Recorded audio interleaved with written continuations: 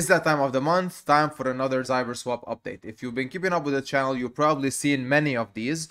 I do like the protocol that is set up on Arbitrum, and unfortunately, as many people do, when they see the price plummet and when the hype is gone, they tend to move away somewhere else. And that is something that keeps repeating, and people don't really learn from their mistake of chain hopping or protocol hopping because they follow somebody or their friend or whatever everyone is talking about. And that is usually a recipe for either nominal gains or not any gains at all, and potential losses, so to speak.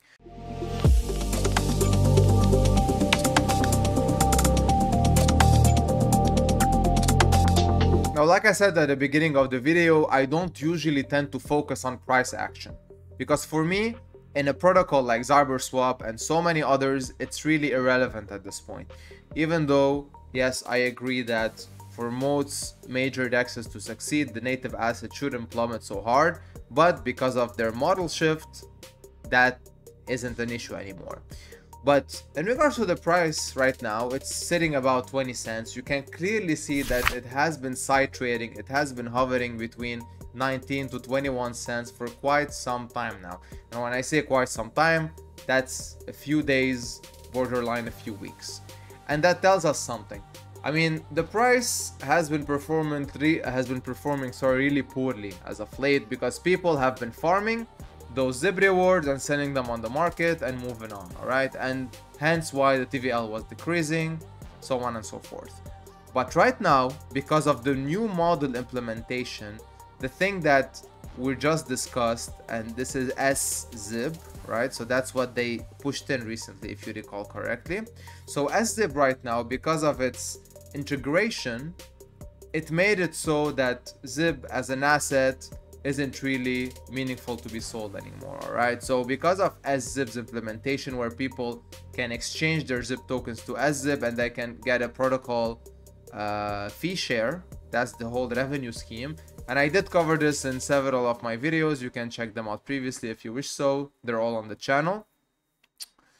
So, and right now I think they reached a milestone of 1 million SZIB staked in the pool, where the pool is earning some fees. APR is something very dynamic here, because it depends on the performance of the protocol on a certain week, i.e. how much volume did the protocol receive, and fees in retrospect underlyingly, all right? So you cannot really tell, but so far I think they've been averaging about 40% plus a day. I mean, not 40% per day, but the APR is 40%. But that is being updated, I think, either every 24 hours or on a weekly basis. And just to keep up with the updates that are happening here, recently they've been, partnering up with several other protocols, because they really want to expand in regards to what the protocol is right now. So they've been doing partnerships, they've been doing giveaways, they've been doing and also they're working on their upcoming IDO as well. So the team is quite at it. The team is pushing. The team keeps on adding stuff on top of the protocol. And there hasn't been any sign of rug, any sign of scam, any sign of malicious activity. Everything is clear. It's all working as intended. The only thing is that the price itself of the native asset, has been poorly performing. And that brings me to the second step of what they want to achieve, is that they want to branch out to other chains. Now, personally, I'm not a huge fan of this. Chain hopping, like I said, is usually something that isn't really, fruitful at the end. But their model is they're not going to basically deploy new native assets on Optimism and ZK Sync era.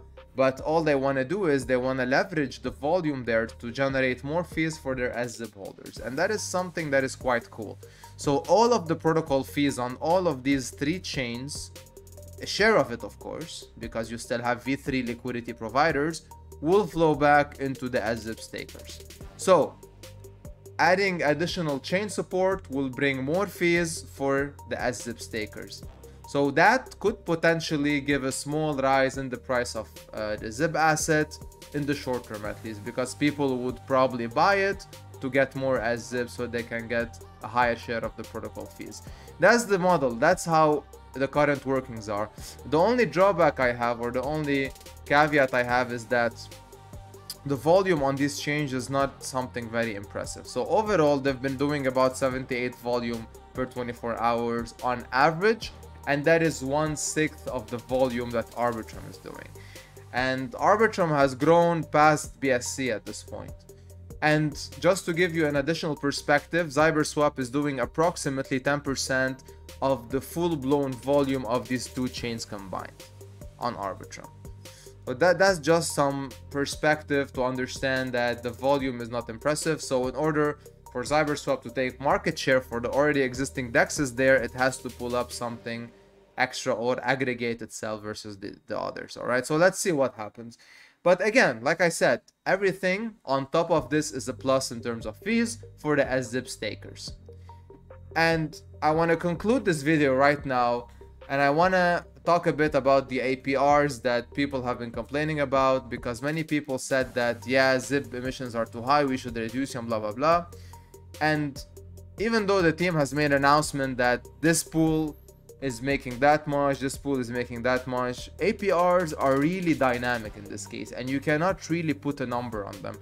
I mean, if you, yes, sure, SZIP stakers are getting a specific percentage based on the setup of the fees, but in regards to, for example, V3 liquidity providers, you cannot really give a number, unfortunately, because you have so many factors to take into account.